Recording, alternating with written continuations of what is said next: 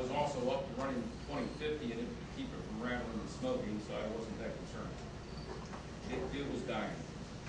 But even then, it was still getting 35 miles a gallon. It had the whole time I owned it. With the air conditioning running, it had 33 miles a gallon. That was an 86 with a carburetor, no computer. Why don't they sell that car today? Because it was small, and you had to shift it. It didn't have all the creature comforts and luxuries. The newer Sentras are a little bit larger. Instead of 65 horsepower, they have 125 to 130 horsepower. They're much faster, they run much better, and they buy those. But you know what? They don't get but about 27, 28 miles a gallon. And they started making the car that way. They doubled the horsepower, cut the mileage, and made it larger and more comfortable because that's what the public is buying. So it's nice to say that if we built that car, Americans would buy it. The reality is a few Americans would buy it, but most of them don't. Police would buy it. Police would buy it. Police. Military. A lot of police, they maintain it. Some of them do. Some of them do. But it's been proven through history that they don't sell enough of them to make it work. That's why they don't do it. There's a reason they don't do it. They don't sell enough of them. Well, this technology too is not developed to the point yet that it's plug and play. This is still experimental stuff. It is. So the day's going to come when it will be plug and play. And I believe you're going to see it become pretty prevalent when it gets to that point. Manufacturers aren't wasting any money on it right now. They're letting the little guys do the R&D. Basically, that's going on. And folks, right now, the Volkswagen Golf TDI, turbocharged diesel, consistently with almost anybody driving it, will exceed 45 miles a gallon. People driving them on the highway are consistently getting 55 to 60. Why hasn't everybody bought one of those? Because it's a diesel, and the Americans don't think good things about diesels. But there's a car that exists now that the average person will exceed 50 miles a gallon. Go by the showroom, it's there. But people aren't going to buy it. A few people do. Why don't they buy those for fleets? It's a diesel. People don't want diesel. In fact, you think over the mileage, at least in mine, we were just talking about this yesterday on the way back to the hotel. You don't hear that in their calls and jet commercials. The mileage is not even mentioned.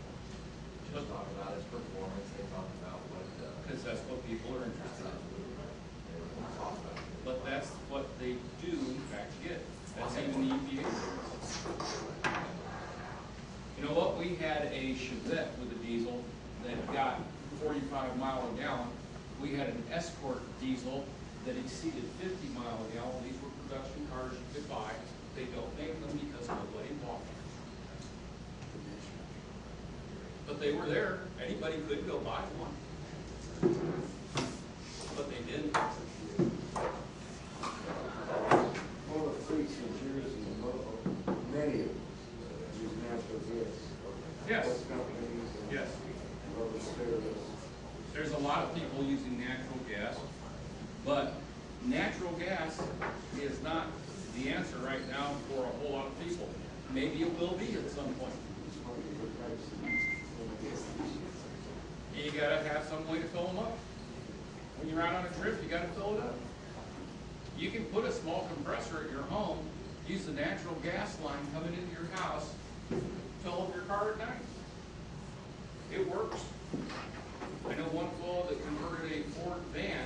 He had two huge tanks. He could get about 250 miles out of the tanks driving a half-ton Ford van. And he had a switch on his dash, so if he was out and running on natural gas, he flipped the switch and run on gasoline and get him back home. And he plugged into his compressor and filled it back up. Some people will do it. Some fleets do it. Fleets get a lot of energy credits. oh, the government loves to give you a tax break when you have a fleet running on natural gas and things like that. So for them, there's a profit margin.